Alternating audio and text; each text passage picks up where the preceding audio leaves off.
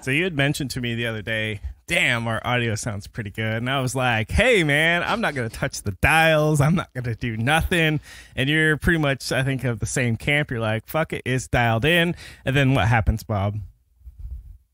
Microsoft decides that you need a system update. And now one of my drivers is belly up. And we are running this thing with baling wire and duct tape right now. It should sound fine. It's just not my regular setup. It just took a dozen reboots and you're still not back to where you want to be, right? No, I think it's an MME driver because typically in my don't touch a thing, the audio driver that I'm using is the MME, but when I'm using that driver now, I can only get sound in one input, which is weird because now I have mic in two inputs, but audio out in one. It's so weird. So I'm using the Behringer driver, but it's not multitask capable. So we'll see. Everything looks fine. So in the run up to today's show, I'm like, Bob, you got to watch this PBS special called Frontline, the era of AI. Oh, I didn't even realize it was Frontline. That's pretty fun. Yeah, it was actually pretty good. It's very terrifying, actually. So I do recommend as homework, if I can assign you such things, to watch it. I watched it on YouTube. It was uploaded like last week. Not bad, but it did give me a little bit of pause about a few things. Thing number one is we seem to be evolving, as we've mentioned, to like separate ecosystems, but not like Apple and Android, but how about China, Russia, and the US, meaning we might have tech bubbles that no longer mesh. Because right now, if you're in China or Russia, you can use Apple or Windows or whatnot. There's not really, in my mind, like the standout operating system that's non-American. But China has issued a policy called the 352 policy that says in the next 3 years, year one, starting in 2020, 30% of all government infrastructure needs to be off of American operating systems, or really foreign. Then the next year, 50. Did you say 30? Yes. And then followed by 50% the next year, and then 20% the next year. So a total of 100%. So 30% off. Next year, we're going to get 50% off. Then the third year, 20%, total of 100%. So they want to get completely out of bed, if you will, with Microsoft, Apple, and whatnot. And they want to develop their own operating systems for the military use because they're concerned that, you know, Windows has a back door for the U.S. government. And quite frankly, it probably does. You just had an update, right, Bob? Anyway, all right, too soon. So I found that interesting. Russia had a law that was just signed by Mr. Putin saying that you have to have Russian software on your phones, I believe it is. And so the ecosystem war, or maybe tech wars 2.0, is starting to look like instead of the divisions between companies, we might have divisions between countries. I mean, we've already seen the Huawei and U.S. spat and whatnot, but it's going to get interesting, if you will, because a lot of our stuff gets made in China, which it gets copied, stolen, and kind of cloned over there.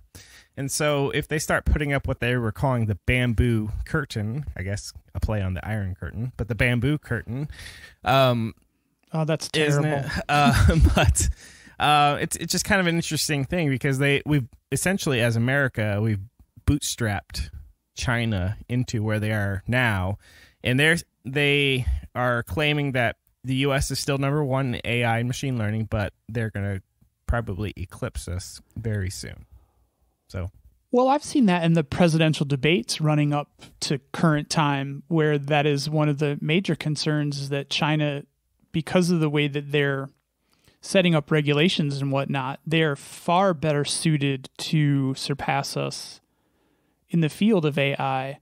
But also, not jumping ahead too far in the episode, but what are your thoughts on, I mean, it could be a good thing in the long term, as long as the U.S. stays, you know, if we have the Apples of the world that are, you know, U.S., quote, U.S. companies, doesn't that bode well for there not being a global, universal, ubiquitous communication platform? depends who you are. For you and I, probably. But then again, it's gonna go like the party lines, but instead of like Republicans, Democrats, it's gonna go NATO and non-NATO, right? So you're gonna have the NATO compatible frameworks because New Zealand, Denmark, UK, they're all gonna be part of the US stuff. For obvious reasons that we've talked about, the Five Eyes and all that, because the current system was working really well to spy on your own people. And so I think what China and Russia are doing, going, hey, yeah, that is a good idea. Let's spy on our own people, but let's make sure that the NATO allies can't actually spy on us either by completely not using their software. So that's kind of where I'm going with that. Right. But I guess what I'm going is that necessarily a super bad, like, because one of my fears is, much like Black Mirror episode of Nosedive, is that there's only one platform to rule them all. And you get sucked into the vortex of literally being part of that matrix. If China and Russia each have their independent ones, that at least makes me feel like there's not going to be a global dominance. Well, yes. Options are a good thing. I think the more options you have, you're probably better off. But what's the pragmatic implication of that? Are you really, as Bob, the consumer, going, well, I'm not sure if I'm going to go with the Chinese, Russian, or the U.S. one. Is that a real choice you're going to make? Well, no, because we don't have that. No, we don't have those options. But at least Apple's not taking over the world, or Facebook's not going to be able to develop a device that is in the hands of literally every person on the planet. True. But, gosh, I haven't really thought through that. I think you're right. I think segmenting, if you will, into smaller bubbles helps. But it also creates potential issues, because when you have one platform that crosses borders, you have the ability to spread ideas where it normally wouldn't go, and I'll throw out the usual freedoms, and stuff like that. But if you put up your borders, you can no longer participate or see what's happening necessarily on the other side, right? The thoughts and opinions of Bob and Kevin of the Bob and Kevin Show are exclusively the thoughts of Bob and Kevin, and not the thoughts of their employers. Past, present, and probably not future. Oh, no, I think that's a really great point. And, you think about, as technology has been getting better and more powerful, it would seem that the size of the globe is shrinking. But then when you have large entities like Russia and China, basically putting up new Great Walls of China instead of bamboo curtains, which I think the new Great Wall would be much better than bamboo curtains. They call it the Great Firewall over in China, right?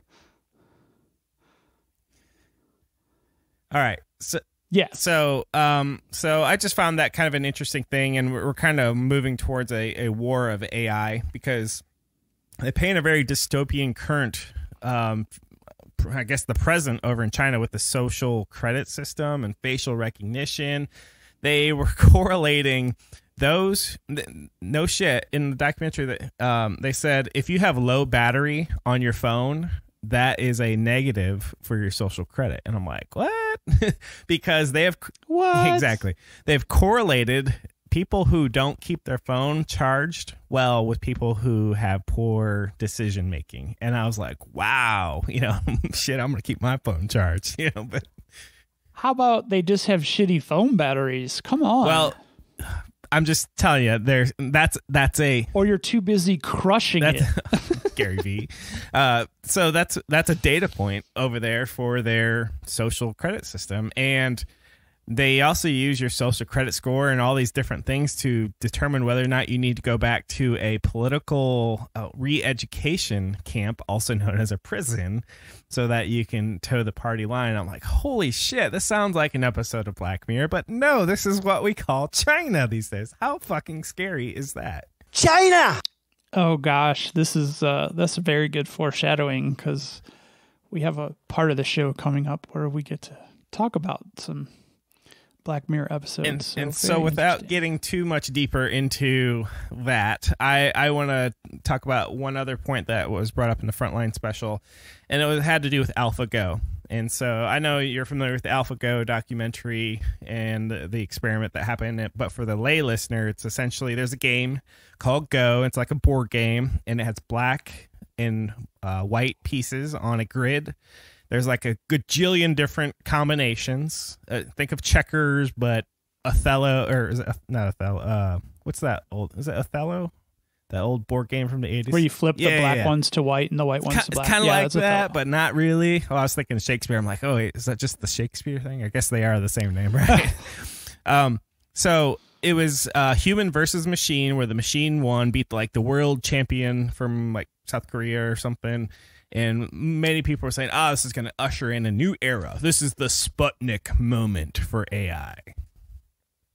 Well, they use that as a defining moment, saying that it takes creativity to win that game. It's not just a series of algorithmic moves, right? Right, because if you recall, May 12th, 1997, IBM's Deep Blue supercomputer defeated Kasparov, and that kind of made headlines, but everyone let out a collective meh at the end of that, right? Probably because the word IBM was in front of it. So, but I was thinking, if we're making such... I don't know, kind of, hey, this is a Sputnik moment. Think about, I don't know, it was kind of a sporting event, right? Where, think of it as the Yankees or the Patriots lost the game. And all the sports talking heads lose their mind and go, what does this mean? It means Steinbrenner this or Bob Kraft that, and we overreact. So, honestly, I'm thinking we're... Funny enough, the Patriots did lose Sunday for their second loss of the season. They did? I saw that game. But... what I'm getting at is I'm thinking people are kind of being hyperbolic when they come to, what does it mean that a computer beat the champion and whatnot? And I'm like, yeah. Is it hyperbolic or hyperbolic? I don't know. I'm not a grammar expert. I'm a coder. We'll have to have an intern look that up. So I guess that, the difference here is how the player the computer beat the Go player versus how the supercomputer beat Kasparov, where I believe the supercomputer Deep Blue was basically an algorithmic thing where the newer model, AlphaGo, it beat the human based on machine learning. And I think it was only given the basic rules of chess and then it was given a reward system. So if you win, this is good. So, try to do that. But again, Go is also said as one of the most simplest games there is out there, meaning it's a very constrained set of rules. But the number of combinations I've heard are greater than the number of stars in the known universe. So there's just right. So that would be the difference between chess and Go. Like chess has a pretty strict rule set as well, but a relatively finite number of combinations and outcomes. Correct. So if I scale that up and just say, okay, you've got new rules and more outcomes, I basically have this. And if I don't use if then else's and I just say, well, here's the rules and you figure it out on your own, that's pretty impressive. But I think a lot of people will take the AlphaGo outcome and say, they're about ready to take over the world. And that's why I guess I'm coming back to let's pump the brakes, everyone, because... Well, people will use the chimps in a room argument against the AlphaGo creativity statement, because pundits or, people in favor of the AI learning and AI becoming creative will use AlphaGo as a reference point. But then, just like the chimps in the room, given enough time, will type Shakespeare. They use that as an argument against the creativity. You have to speak English. So I don't know who won the first Super Bowl. Do you know who won the first Super Bowl, Bob? It's going to either be the Dallas Cowboys or the Green Bay Packers. All right, let's say it was the Packers. Man, I really hope I got that right. And so Super Bowl one happens, Green Bay Packers won, and then all the press says, that's it. The Packers will win every game going forward because it won the Super Bowl this year. Is that a valid statement, Bob? No. So if I say this AlphaGo beat the humans in a 7-game series or whatever it was, that means humans will always lose. Is that a true statement? No. But I think people are implying that in a lot of these articles and when they reference this and go, see, a human cannot beat a computer now. We have now crossed a threshold. And I think that's wrong for the same reason that we say the Green Bay Packers will always win. Sometimes the ball bounces the wrong way. Sometimes you're just having a bad day as a human and you just decided, to take a chance this way instead of that way. And then just maybe the computer took a chance to go this way and it just so worked out that the computer won. So am I crazy when I'm thinking that way? Well, I think the big thing is it's a curve with a very shallow, it's not steep, it's very shallow. But once that first computer does win, and then the second computer, so if we have computers slowly beating the best of the best that we have one at a time, eventually the curve is going to steepen. It's going to just take off. So, it's not an end, but it definitely can signal a beginning for sure. Sure. I can't disagree with that. I just think people are going too far by saying, we're in a new era.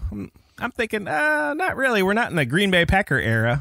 But it is a monumental achievement, though. You got to have a milestone, and that's definitely a milestone. Yes, and that's why they gave the Green Bay Packers the Lombardi Trophy, or whatever it was, right? Here's your memorable thing. But this does not guarantee you're going to win tomorrow or the next day. Fast forward 20 years from now, what if computer simulations or computer, AI, machine learning driven programs are beating humans on a regular basis? So that computer beat the best Go player, and that computer beat the world's best chess player at the time. That means that computer is going to crush people like you and I. Are we done creating world's best Go players, though? No, but we're also not done creating the AI that plays those games either. Will the Patriots win every Super Bowl? It seems like it, but yeah, that might be a bad argument. Maybe. My point is on any given Sunday, and Team A can beat Team B, and if David kills Goliath, we don't suddenly go, "Aha, David's better than Goliath," right? Or we could say, but it only takes a very short run with the computer having a dynasty to basically crush the spirits of all humankind. I get that. I'm just saying we need a little more sample size, because when somebody says we're in the new age of AI, I would say, no, we're in the new age of board game playing, not necessarily the new age of AI. But can you not give at least a little credit that this is way better than the AI of 25 years ago? Yes. Well, it's fundamentally different because it's machine learning, not AI. We didn't have machine learning per se back then, right? It's statistical why analysis. doesn't that in and of itself indicate that we're in the new era of AI? I see where you're going with this, but I'm also trying to make the point that people are falsely, in my opinion, extrapolating this to all aspects of humanity. Oh, computers are now greater than humans. Well, I want to say no. Computers are better at playing Go than humans are. Period. End statement. That's all it means. Right. But not to keep bringing up the whole development of a child type, theory that I have behind AI. Remember back to the first time that you actually legitimately beat, an adult at some kind of endeavor, whether it had been checkers or, a game of chance card game even. The first time you win, that's the beginning. That's the first steps. And as you grow and develop, you're going to be able to beat people who know more and have more experience and might be more intelligent than you on a more regular basis. So I think this is the beginning of much bigger things than Go and chess. So I used to dominate my kids in Madden on the PlayStation, and now they could just school me. So I get that, but you know what it makes them? It makes them better at Madden than me at this point. It doesn't make them necessarily a better human being than I. Right, but these are all stones that you put in the jar of, growing. It's all a token that you're adding to your value. Oh, for sure. But one unresolved thing with AI and machine learning is our examples of where machine learning and AI are doing great things are limited, because a human can have a bunch of these skills where just making computer good at one skill requires a room-sized computer still. I mean, we're not talking like this is happening on your iPhone. This is happening in, we have to set up this big event. Well, yeah. Look at the Kasparov thing in 1997. That was a room that was full of computers. So we haven't really figured out how to scale this whole learning thing. We need a whole room. Right, but now a blade can probably do that same thing, though. Maybe. But what I'm saying is, okay, the human brain, the human right now has one trump card, if you will. Wait a minute. Hold it, you dummies. Over machine learning, and that is scalability. Right now, machine learning cannot freaking scale. It can do one task and it can do really well. If you say, okay, great, a human can do 1,000 tasks or whatever, pick a number, it's more than one, really well. What does that look like as far as machine learning? If you're trying to replicate a human, which seems like that's what people are hell-bent on doing, replicating humanity here, right? Right. But again, if you take all the teams that are working on different aspects, gameplay, being able to figure out rules of games and win the game, and then being able to apply that, but then you have other groups that are working on tactile recognition. You have other teams that are working on optical recognition. So then you're going to have somebody come along, an Elon Musk kind of character, that's going to be able to connect all those systems together. Now, granted, it might be the size of a high-rise building when it's first connected, but something that brings together a collection of those pieces, that's when you're getting to the next era of AI for sure. Thank you for walking the trail into my shadowy forest that I'm about to bring up next. So, AlphaGo and chess have very finite black and white rules of engagement. Would you agree? True, yeah. You will impress me with your machine learning and AI if you can start solving emotional and or gray and or subjective things on a regular basis. And I would charge you that there's actually probably no way to actually test whether or not a subjective decision was correct or not. Therefore, you cannot reward a AI unless you specifically give it a this is good, this is bad type system. What if I argue that subjectivity equates to nuance, which equates to bias? What if things are actually supposed to be black and white, and because of the flawed human beings that we are, we have all those shades of gray? Kind of like GMOs. I know I'm just pulling this out of left way. Genetically modified organisms. You got a lot of people who get real high and mighty about, oh, I don't eat GMOs. And you ask them, well, why is that? It's because they're genetically modified. And another person who might be, I would say, more objective to go, well, isn't that an emotionally laden burden you place upon yourself? Because what does it matter if it's genetically modified or natural so long as it doesn't harm you? Well, who's to say that genetically modified isn't natural? I was going to argue that the most complex genetically modified organism is the human being. I would 100% agree. We need to do GMOs one day. Okay. All right. It's a simple conversation, though. Well, for us. People have been breeding plants and people have been breeding people since the dawn of time. That's genetic modification. Pure genetics is a recipe for disaster. Bob, next you're going to tell me you believe in vaccinations because they do good. Oh, wait. I believe that too. So. Yeah. You are listening to the Bob and Kevin Show with Bob Beattybar and Kevin Gaszewski. Each week we cover relevant tech and social issues related to technology. Our website is bobandkevin.show. And our episodes can be found virtually on any podcast network. Be sure to follow us on Twitter, Instagram, and Facebook. Just search for Bob and Kevin Show.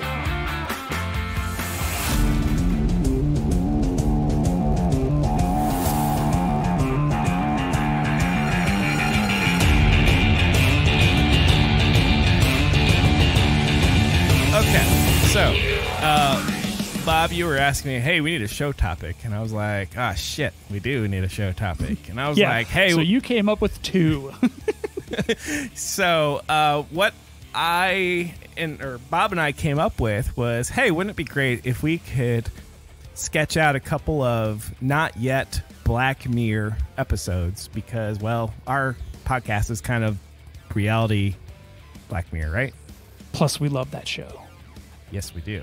So, the task that we laid upon ourselves was to come up with two shows, basically elevator speeches. Two episodes.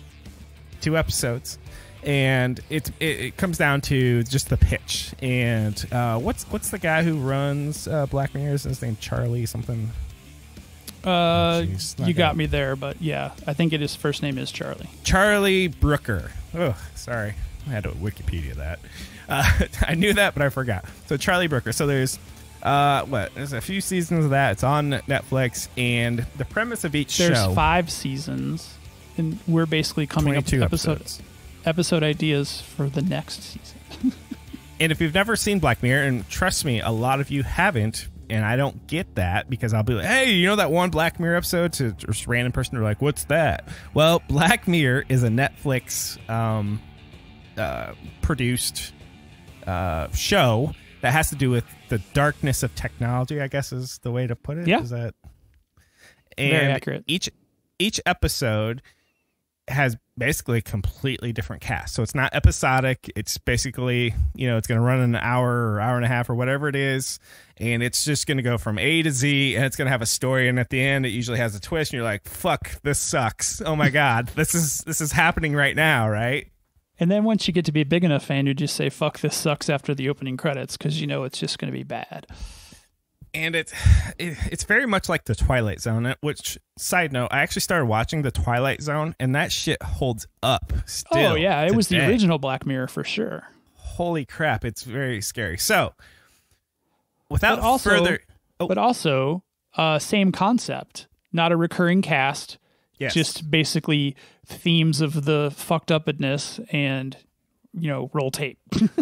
and you have a favorite episode, and we call that, or they call that, Nosedive, right? That is, that one's my favorite. And then also one of my other favorites is and I don't know the name of that one, with the military and the implants that make them see the bad guys as monsters. Oh, yeah, that's a good one. I like the USS Callister, which... that one was really good, too. That's a good one, too. So, spoiler alert, it's a good show. If you haven't seen it, go see it. So, we charged each other with coming up with 2 episodes. So, I don't know how to do this any better, Bob, other than you give me an episode, I'll go do an episode, and then we kind of pick each other apart and ask questions about, well, what happens this, or what? Yeah. I don't know how this is going to work. No, totally go free form. I'll go first if you want me to. Okay.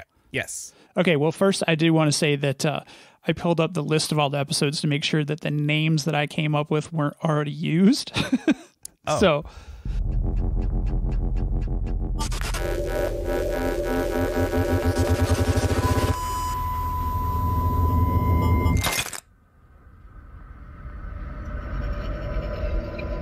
So the title of my episode for this next season, the first one would be It's Blue Genes, but it's GENES, like genetic genes. So there's a government shadow company that's marketing a new and improved DNA kit. Basically, the marketing scheme is such that really nearly everyone wants to get the test.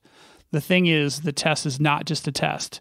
It identifies in color codes, turns the gene sequence into the color blue that the government scientists have identified that contributes to potential for defiance to authority. So the company... okay. Go ahead. There's a Divergent. Have you ever seen the Divergent movies? Yeah. So yes. Similar to that, right? Yes. So, but the company has gamified the entire experience, and the kit comes with an app where users, with the help of their camera phones, can actually identify people with the blue genes and tag them so that the government is actually alerted to who these people are and where they are. So you don't even have to report your genetic test to the government. So basically everyone's helping. Does the government try to take them out? Well, yeah. So you basically, they identify who the defiant ones are. Actually, God, I think the movie is called Defiant, isn't it? Or whatever that. Divergent, yeah. But, I think that's what it is. So basically, there's a group, like initially one person who figures out the scheme and attempts to establish a whole, counterculture movement, and ultimately a solution to disable the identification methods. And that's where the plot takes off. Interesting. Do you got any sort? Now, I didn't do this for mine, but I just thought of it. Do you have any sort of lead character or casting calls you would? No, you know what? I thought about doing that too, but no, I didn't go into, because one thing I like about Black Mirror is the cast aren't necessarily well-knowns globally. So That's true. gives characters a chance to break out. So I'll leave it to their casting crew. I would probably just pick celebrities that I find attractive and be like, yeah, I want so-and-so. So you're right. Let's just skip that. So, all right. So not bad. Interesting. So do you think that's something that it could be in the near future for real humanity? That's another thing I like about Black Mirror. I think all the stuff they talk about is, literally right around the corner, or we're already in the process of it becoming that. So yeah, like nosedive. Yeah, Oh, yeah. I could see this. I could see the government, especially some of the horse shit that we're hearing on TV lately. So yeah, Nice. it could get super sketch. Okay. What you got? Final thoughts? Okay. I will. Nope, I we're will going to go move ahead on and to go. you.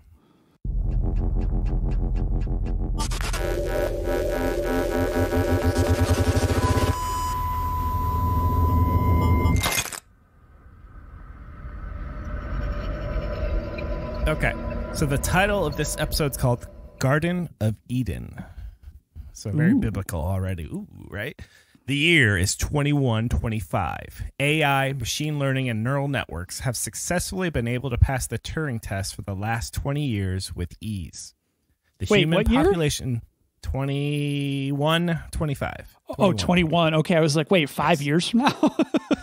No. The human population became extinct just last year due to inhabitable climates and the inability to colonize another planet.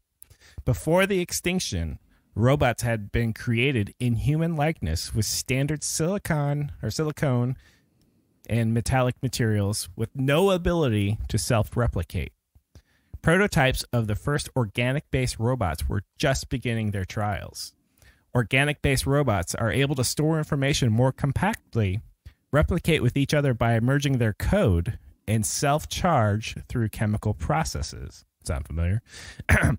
One group of prototypes had been preloaded with all of human knowledge and were set to explore an extrasolar planet. They sat upon a rocket that could attain half the speed of light. The crew was in cryosleep as it launched and reached Proxima Centauri B a short time later. Wait. Oh, Are these humans that were in cryo or robots? no, these are the prototypes of organic-based robots. Oh, Humanity's so they put them dead in at this cryo. point. Okay, put them in cryo because they're organically based and they would actually age. Right. Okay. All humans are dead at this point. They just Gotcha. couldn't get off the damn planet to colonize somewhere else because this speed of light drive was just in development. So the crew was put in cryosleep. So robots put their own organic base robots in cryosleep and launched them to Proxima Centauri B, which is a real planet. A short time later, it's the closest planet to the solar system. Two adolescent organic robots named Ab and Eve awake from their sleep to find their ship had crash landed. The entire rest of the robot crew are no longer operable, also known as they're dead. The planet is compatible with organic needs of robots. Adam and Eve begin to experiment with their new ability to replicate with each other. Roll credits. There you go. That's just robot porn. Maybe. So the idea here is that AI evolves and decides that it's more efficient to be in an organic chemistry body, if you will, rather than other elemental things such as silicon and metal. So the implication here is that you and I are just evolved AI organic-based robots that can self-charge, self-replicate, and we merge each other's knowledge through our DNA, which is our code. Right. you It's will. basically just the story as old as time repeating itself. Exactly. And then who knows how many times this has already happened. Perhaps we are the crash-landed robots from another civilization here on Earth, and then we invented things like religion and had to relearn physics and stuff because all this knowledge didn't Got lost in the crash. exactly. And Yeah, so, I could see that one being an episode for sure.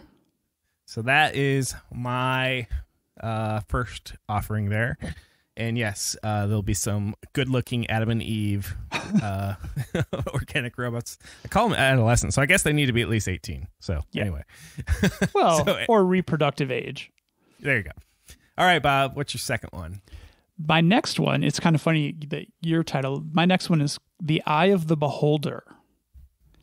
And so the episode synopsis for this is there's a revolutionary new optic nerve implant that uses AI to make it impossible for the host to see differences in others that may lead to bias so if you have the implant, you can't see things that would cause you to have bias. So you can't see color, you can't see gender, you can't see anything that would make you have preconceives. Wow, I must have missed a copy and paste here. In its second revision release, the prototype, or it's not a prototype anymore, it's in version 2.0. And early users have all been upgraded to the second version as well. Not much is said of what happened in version 1, as the users were all under like really strict NDAs. But it is referenced that the initial launch was not as great as everyone had hoped. With the release of 2.0, there was legislation making implantation mandatory for all the citizens of Earth. 1 year into the version 2 rollout, positive data is coming in related to social bias and discrimination-related activities, and the global government is heralding this innovation as something that will radically improve the quality of life for all around the globe, eliminating poverty, classism, racism, and all other things that have plagued humanity up to this point. So then you fast forward 2 years into this new version 2.0 deployment, researchers monitoring the program start to recognize downward trends in birth rates and recognized partnerships, because it's not really marriage anymore, it's just recognized partnerships in air quotes. When looking into the numbers more, it is discovered that there's a detailed recommendation against the program is found buried in the digital archives of the V1 study. A counterculture group, again, has figured out how to remove the implants or render them inactive, but are quickly labeled as hate group or terrorist organizations. As birth rates continue to decline, the rebels distribute guerrilla marketing via electronic hacks, etc., that point out the diversity and acknowledging differences is what makes us human and contributes to attraction and perpetuation of the species. Wow. And that's kind of where that episode goes. You and I have very similar minds, because when I go next, which I'm not going to go yet, you will see a lot of parallels with what you just said. So I totally see that being a potential futuristic thing, because we kind of live in a current era where we want to steamroll individuality out of society right now. It's like we're overcompensating the whole gender argument when we conflate equality with gender, meaning, like sports, should women compete against men, or should we keep it separate? What happens if you're transgender? Who do you compete with? Men or the women? And your story kind of, I think, goes down the path of, what if we just make it all, take away conflict by showing you what you need to see in order to avoid all that, right? If everyone is the same, it's just, I think the world becomes bland. And I think that's what the implant does, is it makes so much sameness that no one is even attracted to each other anymore. Oh, man. Okay, I really like where you went with this, because I will go next if you don't mind. Yeah, go for it. The title of my episode is called The Central Repository. The year is 2119. In an effort for population control, genetic purity, and equality, humans are no longer allowed to have children on their own due to new laws that require all new humans to meet strict DNA standards. Oh my. Sounds like eugenics. I don't know if you're familiar. I just love that we both went DNA routes in two different episodes. The existing populace is also required to register their DNA for defect scanning and for sterilization. Anyone with significant defects will be scheduled for early termination.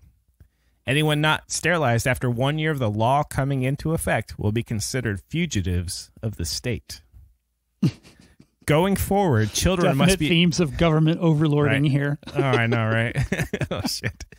Going forward, children must be acquired from the central government because they can't procreate anymore, because they're all sterilized if they're good citizens. Any children who do not come from the central repository are hunted and exterminated. Inside the central repository, children are lab created and given a standard education. Once the standard education is achieved at age 18, they are issued to a loving family. Oh, have you seen The Giver? Or read The Giver? No. It's very similar, like not exactly the same, but I mean, thematically, yeah, gosh, dystopian shit, crazy. Once the standard, central repository children are sterilized to ensure that they cannot break the global procreation law of 2099. In a dark corner of a small town, a band of rebels who were born naturally before the central repository came into being, they plot to destroy the central government with stolen nuclear weapons. The camera cuts to a very industrialized, dystopian-looking, humongous base where millions of repository-created soldiers are training for battle. To be continued. So... Oh, that's so awesome. Right? So I'm like, oh, man, your last one and my last one are very similar. See, I think we basically just wrote a season of Black Mirror. Like they could take the government and make it private enterprise, but I mean, it's all super legit. Well, the last season of Black Mirror only had 3 episodes, and that was quite disappointing. I'm like, come on, man, put me on the payroll, or put Bob and Kevin on the payroll. We got some ideas. Well, right? I think the first season was only 3 episodes as well. There were a couple of seasons in the middle where they went a little deeper, but a couple of the seasons have been very short. So, that is our segment. I don't know if it'll be recurring, but it's basically not yet Black Mirror, right? And we hope that Mr. Brooker of Black Mirror fame might be interested in some of those, right? He's got to have tons of them written because, I mean, I don't want to minimize it. It didn't feel all that difficult today, and I think there's some definite merit to some of the ideas that we came up with. So, well, what helped me was I went through all of our show in previous episodes and kind of pulled some buzzwords for like, we that talked master about this, list that you dropped, yeah. And I was like, holy crap, there's a lot that could go wrong with technology, and this is easy actually, right? Well, and as a tangent, we ran out of tags on Podbean. Like it won't let me add any different tags. Really? Yeah, that's kind of bullshit. Yeah.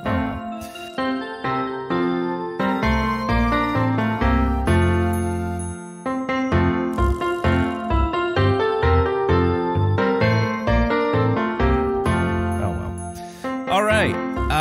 Well, that was funny that we both did DNA because another idea for the show today was to talk about Christmas gifts. We wanted to do tech gifts for the 2019 holiday season. And I think one of the big words of caution that we've been emphasizing since well before Thanksgiving is do not give the gift of a DNA test kit.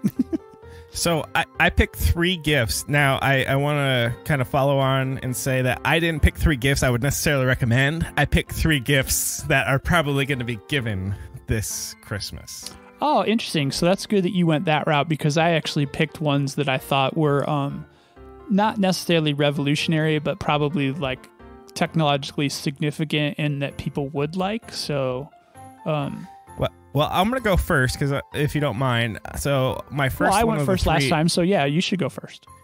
My first one of the 3, and I went to Amazon and I just typed in DNA kit, and what came up was your 23andMe. There's one called Family Tree DNA. So there's several of them out there. And what's even more fun to do is click on the reviews for 23andMe, and you get a bunch of people who are pretty angry. I mean, there's a lot of 5-star ratings, but there's a good chunk of 1-star ratings, and people are basically saying don't do this for the reasons that Bob and I usually say. Once you give away your DNA, you've given it away. But they're users of the product though, so they did give it away and then now they're complaining about it? Yes, because several people are saying that, hey, I gave them my DNA. They say, yep, you didn't give us enough, and that's it. No refund, no nothing. If you want us to try again, buy another kit. No. And so And so several people said, after lots of calling, lots of yelling, lots of screaming, they sent me a new kit, and same thing happened again. They couldn't figure it out.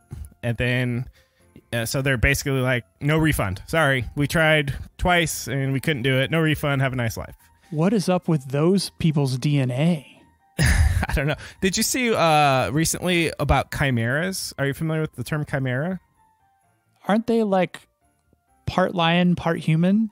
Wow, you are very good. Yeah, so like a minotaur, is a chimera, right? It's got two sets of DNA. Did you know humans can be chimeras, unnaturally? Sounds like something not safe for work, but I'm game. Go ahead. So they're, not that kind of DNA is popping, Bob. Oh, my bad. So I was reading an article where somebody did a DNA test and they said, hey, wait a second, your DNA is the same as this person's in another continent. That can't be. And turns out if you have like a bone marrow transplant, it can slowly change your entire DNA in your entire body. Well, I was going to say that's the point of a bone marrow transplant though, right? Yes, but there's also a small percentage of people who have different DNA for different parts of their body. So it also raises questions with legalities. If you murder someone and you leave DNA at the scene, but you've had a bone marrow transplant, you may be leaving somebody else's DNA at the crime scene, which is brilliant. OMG. Which is brilliant. Some defense lawyers going, tell me more, Kevin. I would love to know more. So you can Google that if you want. Yeah, the lawyer says, I rest my case. My client is a chimera, and the person who got the bone marrow transplant is therefore the murderer. Yes. All it needs reasonable doubt. So that brings me to my next thing. So gift number one was a DNA test kit, but we are panning that and saying, do not do that. Don't do that. Before we move on from that one, Bob, I hate to be the bearer of bad news. When I was at your house, I found a piece of chewing gum in a trash can, and I sent it off to 23andMe and gave them your DNA without your consent. Are you bothered by that?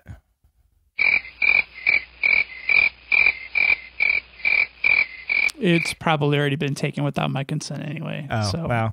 So I'm not worried. I didn't really do that, but if somebody else sent your DNA and it goes into the system, what is your recourse for saying, hey, get my shit out of your database? Oh, you gotta, that's a bet that no one should even take. There's probably people all over the place who are submitting spouses' DNA or, DNA of their friends because they're concerned. Paternity things. Exactly. So I'm sure there's DNA given without consent all over the place. So I don't know that these services are doing anything other than a novelty service, right? This feels like a novelty product. Hey, find out if you're related to George Washington or King George III or whatever, that's the right? scam to get your DNA. Right. But how do you fact check that? If they come back and say, hey, you're related to George Washington, I mean, where are you going to go? Yeah, I am. Or no, it's bullshit. I'm from freaking South Africa. I bet you they give false results like that to encourage people to be at dinner parties and be like, hey, I swabbed the inside of my mouth and sent it off to 23andMe. And guess what? I'm a direct descendant of George Washington. You should find out who you're related to. Well, cue Elizabeth Warren Pocahontas comment from Donald Trump. That's probably inappropriate, but you see where I'm going with this. It's like you even see commercials for 23andMe. I thought I was Irish. Turns out I'm from Spain. Okay, nobody gives a shit, right. And I'm just telling you what you want to hear. Are they just telling you what you want to hear and you just accept it, and then you're making life decisions based on, I'm from the Mediterranean. Now I'm going to start wearing Mediterranean clothes or some, whatever it is you do. I mean, there's no way to back this up, is there? No. And I think they're really just telling people that information to give them some kind of value add. Because, other than that, what would be the point? Because, I guess they give you health profiles back too, which is scary as shit. Like, begs the whole question, will you live your life differently if you know? And if you do live your life differently, if it's in your DNA, would it make a damn bit of difference? Yeah, so we're kicking this one in the teeth. Don't buy anyone that. And there's several other of them out there. Ancestry.com is a very popular one. And I guess that means Ancestry and 23andMe won't be sponsors of the show, Bob. Well, maybe they will. Maybe they won't actually listen to us. Yeah, whatever. Right. All right. I'll do the live read. I don't care. All right. And you can do the next product. All right. So we're going to alternate products. Okay. So obviously I was taking a different route. But my number one that I put on here was the Echo Dot with the clock on the side. And I kind of put this in here like, duh, why did it take them so long to add that? So basically, it's the little hockey puck with the digital readout along the side that tells you what time it is. So, whoa, I know, but legit replacement for your alarm clock, even though in our household, the non-digital display Echo devices that we have already replaced our alarm clocks. So I think that it's got a lot of practicality, but it's also like, why did it take so long? Duh. Because they can slowly resell you old technology, one generation of Echo at a time, right? Yeah, I believe that. And then they have a second generation Echo Show, I think, that they're calling the Show 5, which makes no sense, maybe because it's 5 inches. I don't know. But yeah, they're totally just recycle. Well, I know the first generation of Echo didn't even have like an audio out because I just wanted to literally plug it in to a stereo, but you had to do it over Bluetooth. And Right. I'm like, how hard would it have been to add a goddamn 3.5 millimeter jack? Echo version 5 or whatever. They'll be like Apple. We've reinvented this by reintroducing old technology. So whatever. We talked about all the satellite junk that's going to be in space on the last episode. Just think about all the Echo Dot junk that's in the landfills. Yeah, and since the last episode, I picked up a new term called the Kessler syndrome. Are you familiar with the Kessler syndrome? I thought we talked about that on the last episode. Isn't that not directly though? Isn't that where things collide into things in the sky and everything falls out? That's right. So if you saw the movie Gravity, it happens there, where basically it starts a chain reaction. So once two things collide, they create little pieces, and those little pieces now are 1,000 pieces and collide into more things, and it's just this runaway effect where it just destroys everything in orbit. Also known as a Monday in the Beatty Bar household. Okay. All right, back on track. So my next product was the Tile Mate. It's the little Bluetooth thing that you put on like keychain. If you lose your keys, you're like, oh, my "Where's oldest my damn son keys?" loves his tiles. Loves them. So I actually don't own any yet, and I've seriously considered these. One of the kind of the ancillary features of this is if you lose something, your keys, you can like turn your, opt your tile into like a consortium of crowd searching, if you will.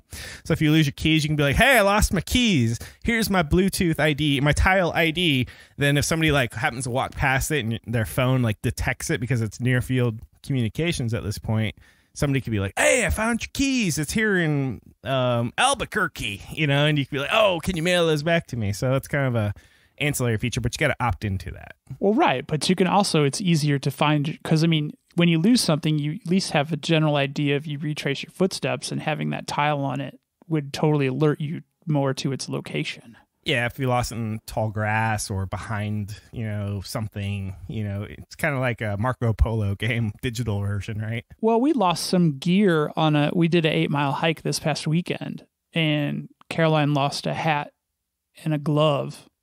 And if they were tile enabled, we could go redo that 8-mile hike and probably find both of them.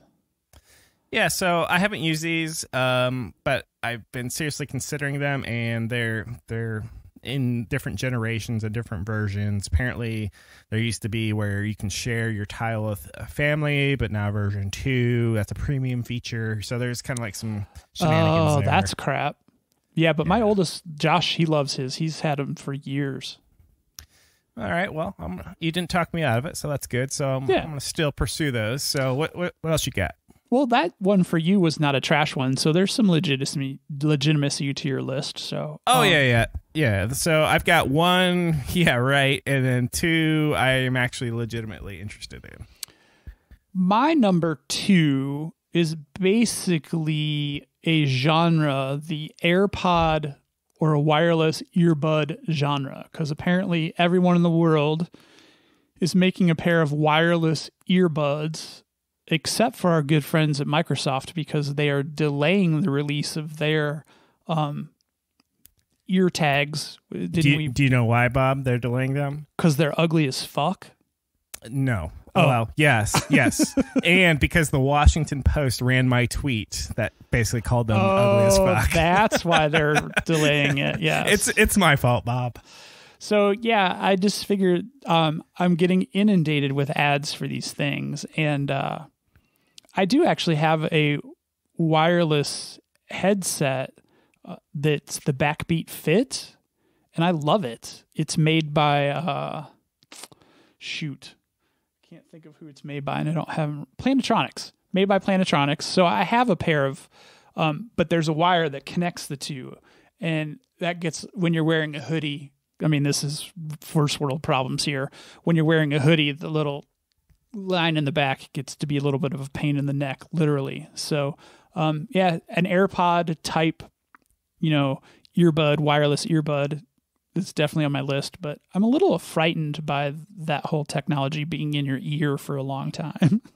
Well, so AirPods are very popular, and a lot of people are kind of joke, wouldn't it be great if you could buy an accessory so you could tie the two together, which is kind of like funny because... Really? Making wired headphones again? Right, because a lot of people are like, look, there's no wire between the two, but of course they're much easier to lose and you can't drape them over your neck now. So now you can buy an accessory that remarry them. Oh, God. Like, fucking Apple and their goddamn world of, look, this is better. But anyway, so I actually own 2 sets of Bluetooth, like jogging version headphones. And they have the cord, and one's by Anchor and one's by one called H-Buds. Didn't pay any more than $20 for them. Last Black Friday, I picked up a pair for me, a pair for the wife.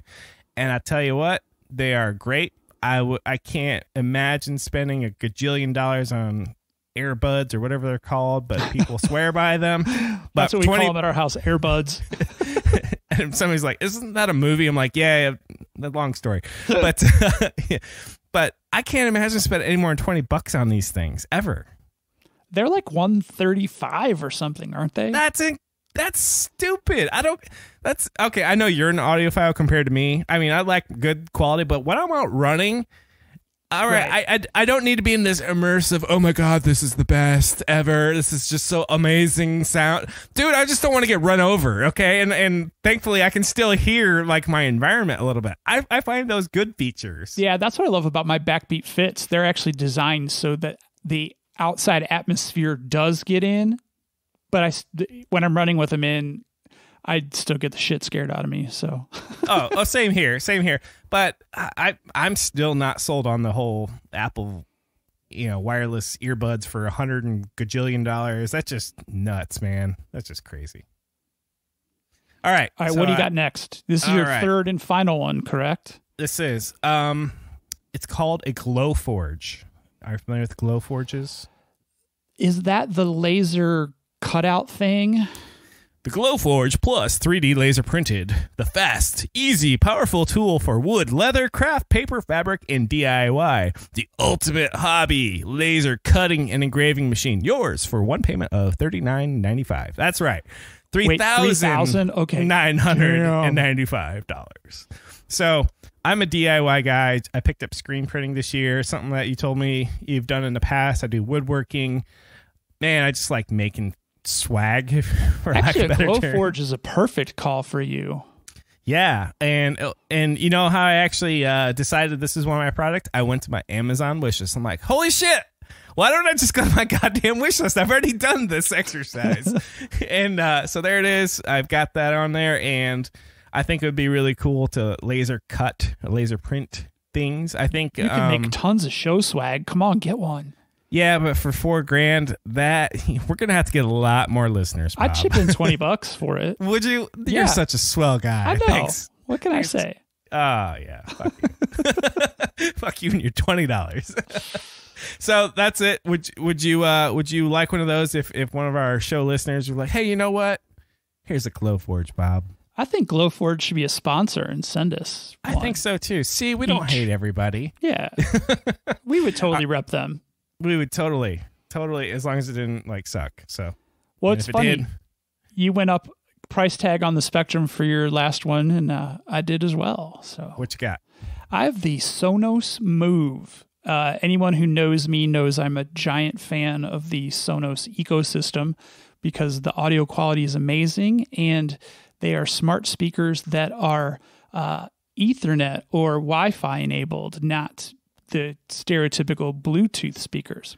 However, the Sonos Move combines the best of all worlds because it is actually a Wi-Fi enabled speaker that has a rechargeable battery on board, charges in its base, and when you take it out of its base, it becomes one of the most badass, weather-resistant Bluetooth speakers on the market today. Man, you should be a Sonos sponsor or reader. So if they give you, hey, I Sonos, just made that up off the top of my head, just for the record. Wow. Sonos rep. Give us money. Bob will say that kind of shit all the time. Now, the problem is I think this carries a $399 price tag for a portable speaker, but I love everything about their commitment to audio quality. And I just love that they're so easily networked, and they're all voice enabled now as well, too. So it just integrates nicely into a smart home and sounds tremendous. So I'm looking at it on Amazon. The $399 gets you a battery-powered smart speaker, Wi-Fi, Bluetooth with Alexa built in. I'm going to bring up the Alexa. Alexa is got to be like really tiny software, right? Because it's all just it does, chip. Yeah, it's just a chip. All it does is say, yeah, what do you want me to tell the server on the cloud? Oh, Bob says, what time is it? Hey, server, what time is it? Hey, the server said it's 3:00. And hey, Bob says, where do I hide dead bodies? Hey, server, where do I hide dead bodies? And it says, I don't know. That's inappropriate or something, right? So that's all Alexa is, right? So having something Alexa built in is just basically a small little web server, right? Yes. However, for a specialized functionality like that, where you've got a product that's got things like, play this from that, do this, those kind of things. Somebody has to build in I forget what they call it, but basically the call and response, Amazon, if you pick up this command, this is what you have to do on this device. So, there's some R&D that goes into that. So you got to pay some doll hairs for that. So I want to do a bonus one because that was all 3 years, right? Yeah, I have an honorable mention as well. Go ahead. Okay, and maybe it's the same one. The cheese grater. Are you familiar with the cheese grater from Apple? Oh no, I am, because you sent me this link the other day. This was not my honorable mention. So the selling point of this isn't the 1.5 terabytes of memory that you can get on this. It isn't the sleek cheese grater looking case. It isn't the 28 core Intel processor that you can get with this. You know what it is? It's the optional $400 roller skate wheels that you can get for the goddamn thing. That's what actually stuck out in everyone's mind. And it doesn't even come with the monitor, right? Fuck no, that's probably another 10 G's for easy right there. So the price tag on this is how much? $52,000. Joe User's not buying this, right? This is only for movie studios, right? This is production houses. This is made for Pixar, right? This is for for Toy Story 56, or whatever the next version is. And this is so they can render that shit, go to lunch, and come back, and they'll be like, "Oh no, can you change this?" And they make a little change, they render it, and it's done. I imagine that's who it's for. And think about $52,000 per unit as a tax write-off. And if you're Pixar, you're like, hell yeah, we ain't paying taxes this year, boys. Throw us 100 of those bad boys. That's right. We're just gonna take a loss this year, but we're all gonna have nice computers. That's right. I don't think Pixar's taking a loss anytime soon. Nah, they're not. They're doing good. Disney, they're printing their own money because I think Disney owns them now, right? Disney owns everything: Star Wars, Marvel. Ah, my gosh. Mickey Mouse is just sitting there like making it rain with Disney bucks everywhere. Exactly. Right? All right. So that was my honorable mention. I didn't steal yours, did I? No. God, no. But my honorable mention comes with an interesting story. So disclaimer, I've never used an iPhone 11 with the 26 onboard cameras or whatever they have now. But one of the things that Caroline and I find ourselves doing when we're on hikes is we'll bump into people, and everyone's, this is a pretty touristy town. So on the lower levels of hikes, there'll be people trying to take couple selfies with the mountains in the backdrop and things. And Caroline and I are usually like, hey, would you like us to take your picture because it's a lot better than a selfie and we'll get the full, the full panoramic background in there. And so the other day on the hike, someone handed me their Galaxy S10 phone. And I held the camera up to take the picture, and I literally said to myself, looking at the screen, I'm like, holy shit, Caroline, look at this. It was dusk, the lighting was getting pretty dim, but through the camera, it looked like it was broad daylight and they were lit by studio lighting. I don't even know how it did this, but I was taking these pictures and I was just drooling. I was like, this is the most beautiful camera phone I've ever seen. Not to mention the kids we took a picture of were pretty beautiful as well. Kids, they were probably like 30. But so it was a wonderful picture and it had nothing to do with photographer. So this was a Galaxy S10, not an iPhone 11? Correct. So I have nothing to compare it to, but I was so impressed with the camera on the S10. So I was just doing the iPhone disclaimer because I haven't seen what the new iPhone can do, but this Galaxy S10, definitely my honorable mention for Christmas gift. My Galaxy Note 5 is going on 4 years old. I'm kind of proud of the fact that it's going on 4 years old, but you know what sucks about having a 4-year-old phone, Bob? Nothing runs on it? They stopped doing... No, it does. It runs great. Android has a very long life for that, but Verizon stopped pushing me security updates. So whenever you see, oh shit, we found this problem in Android, don't worry, we sent patches out. Guess who don't get no patches? This guy. Cheap bastards. This guy. Well, goddamn, these things are like $1,000, And then, so I sent you a link to an article. It's about iPhone 11 production is being cut by 25%. Do you want to know why, Bob? I was hoping it was because people thought it sucked, but apparently that's not true. That is not the reason. In fact, from what I understand, the iPhone 11 is amazing. Amazing camera, amazing everything. But the reason that they're cutting production is because people are like, you know what? This is a lame duck release. Because guess what people want, Bob? They want 5G. 5G and iPhone 11 ain't no 5G phone. And 5G is I wish I could give myself that for Christmas so I wouldn't have to... I mean, literally right now we're doing a video conference so we can see each other, but I have to use my hotspot on my phone because my home internet is so shitty. So at least my 4G is not too bad, but I want some 5G coming piped to my house so I can play some video games. Oh, you want to know what grinds my gears, Bob? I know exactly what you're going to say. It rhymes with Xbox. Yes, it does. Starts with X and rhymes with box. That's right. My son saved up his money and he went and bought a game. He's like, Dad, I really want this game. I've saved up my money. I'm like, all right, son, let's do it. So we take our happy asses over to Walmart. Hey, Walmart person, behind this glass case of amazingness, we want that game right there. We pay cash for it.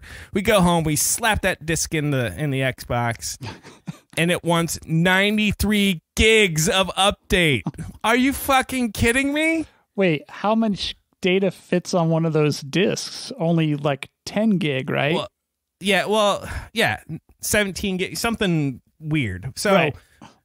The point is you want to talk about being in different eras. We are in the era of everyone thinks you've got a broadband connection, but guess who doesn't have like a really, really amazing broadband connection? Not, me. I live in this guy. east part of the Americas. So that's grinding my gears right now. But my question is what purpose does the disc serve if there's 93 gig of updates? Well, all the video game companies, not just PlayStation and Xbox, they're all going to this digital only model where it's like you can just buy like a little gift card looking thing and that's the game. You go home, you download it. So the whole idea that you're giving a disc is such bullshit because no longer, it seems that you can just go buy a game and throw it in the Xbox. Grandma can't just buy you a game and you play it offline. You have to have this internet connection. Now, before you say, well, Kevin, on the back, it says you need to have a connection. It doesn't say I have to download 93 fucking gigabits or bytes of data. Bytes, not bits, bytes. Yeah, bytes. And my son's like, well, Dad, maybe I'll be able to play this before the end of the new year. And I'm like, God. Maybe by the time he's 18. So do you know what Kevin's got to do this weekend? Kevin's got to take one of his kids to the coffee shop with the Xbox, plug it in on the table with a little tiny screen, which fortunately I have, and we've done this before. Won't that look suspicious? Like, I don't care. That's a lot of data. We're gonna get him his update. We may not finish. Because if you don't finish, you can at least resume. Thank God you don't have to start over. 99%. Oh, sorry, start over. No, fortunately they got that shit worked out. But it really grinds my gears. You need to find some friends who live closer to the big city where they get the internets. Well, I used to have good internet. I moved 1 mile and now I have no good internets because the goddamn Mediacom, that's right, I'll call you out by name. You want $3,000 to run 300 feet of coax cable to my house. Anyway. Hey, here's an idea. We can get them to sponsor the show, and we'll do $3,000 worth of live reads for them to run the internet to your house. I'm grumpy. You're going to do the reads. I'll do the reads. I'll get you. I'll get you in the internet you deserve. Thanks, Bob. Oh, speaking of which, have you started watching Silicon Valley yet? No, it's on my list. That's a catchphrase from this season. The internet you deserve. Oh, nice. Well, real quick, what I am watching, I'm watching The Crown on Netflix. I'm watching Imagineering, which is like the story of behind the scenes of how the Disney runs their parks, which is kind of cool. Been watching The Mandalorian on Disney Plus, which started out really good. Now it's kind of turned into like this really shitty dialogue that they really need to fix. Yeah, it's getting weird. It's getting way too feel good. They need to make it darker, to be honest. What about you, Bob? What are you watching? I just finished the first season of Mrs. Fletcher on HBO. What is that? Empty nester divorced mom discovers her inner MILF. Hey, Bob, you don't have to tell us what you're watching. But that's the premise, but it's way more complex than that. That's how they sell it. No, seriously, that's how they sell it. Sounds like the TV show Weeds or The Weeds or whatever, where mom turns, It's definitely got a little bit of ingredients of Weeds for sure. Okay. What else? Mrs. Maisel. That's on Prime, right? Amazon Prime, yep. And we're super excited for Danger Will Robinson. What was that? Lost in Space? Lost in Space is coming back for a second season, the new version of Lost in Space. Yeah. And then there's another space one too. Can't think of the name of it. But yeah, so we're excited for some new ones coming out.